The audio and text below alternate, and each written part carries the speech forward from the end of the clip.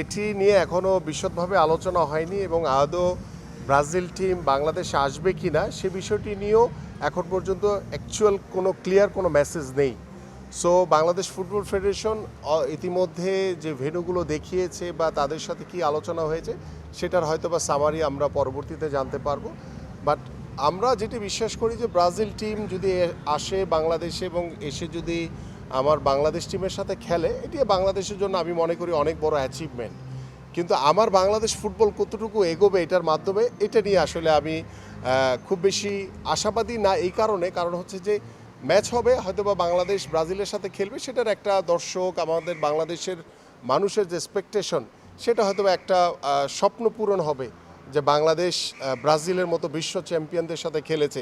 এবং আপনারা সবাই জানেন যে বাংলাদেশের বিশ্বকাপ ফুটবলের সময় আমাদের ব্রাজিলের সাপোর্টাররা বা আর্জেন্টাইন সাপোর্টাররা যেভাবে উৎসাহ উদ্দীপনা নিয়ে বিশ্বকাপ ফুটবল দেখেছে, সেটার হয়তোবা কিছুটা আমরা উপলক্ষকে সামনে রেখে আমাদের হয়তোবা দর্শক যারা রয়েছেন তারা হয়তোবা একটু আনন্দিত হবে।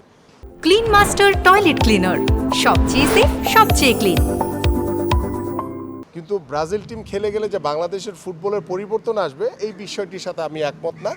আমার কাছে মনে হয় যে আমরা যে ফুটবলের স্ট্রাকচার আমাদের রয়েছে, আমাদের ফুটবল ফেডারেশন তারা কাজ করছে, সো আমরাও তাদেরকে সার্বিকভাবে সহযোগিতা করছি। আমরা যেটি চাচ্ছি যে আপনারা জানেন যে নতুন করে স্পোর্টসের মাধ্যমে একদম রুট লেভেল থেকে খেলোয়াড়দেরকে তুলে আনা এবং সেখানে ফুটবলের মতো আমরা দেখেছি যে আমাদের কিশোরীরা যেভাবে নতুন করে স্পোর্টসের যে ফাইনাল ম্যাচগুলো হয়েছে তারা কিভাবে খেলেছে এবং অনেক প্রতিভাবান খেলোয়াড় বের হয়েছে এবং তাদেরকে আমরা বিকেএসপিতে ট্রেনিং করি এবং স্থায়ীভাবে বিকেএসপিতে তাদেরকে ভর্তি করিয়ে আমরা তাদের পড়াশোনা খেলাধুলার দায়িত্ব আমরা ইনশাল্লাহ গ্রহণ করব।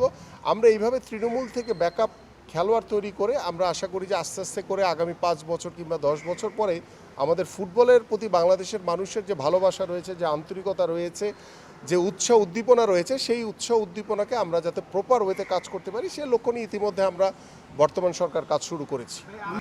দেখেন, বিষয়টি নিয়ে আমি বলেছি একদমই প্রাথমিক পর্যায়ে রয়েছে। আমার বাংলাদেশ ফুটবল ফেডারেশনের যে সভাপতি তাবিদ আউয়ালের সাথে কথা হয়েছে, আমরা ওই প্রাথমিক আলোচনাটুকুই করেছি। বাট এখানে কতটুকু ব্যয় ভার বহন করতে হবে, আনুষঙ্গিক যে বিষয়গুলো রয়েছে সেগুলো নিয়ে এখনও খোলামেলা কোনো ডিসকাশন হয়নি। তো ডিসকাশন না হওয়ার আগে এই মুহূর্তে কিছু বলা যাচ্ছে না। ডিসকাশন হলে দেন আমরা চেষ্টা করব কিভাবে এটাকে যাতে বাস্তবায়ন করা যায়।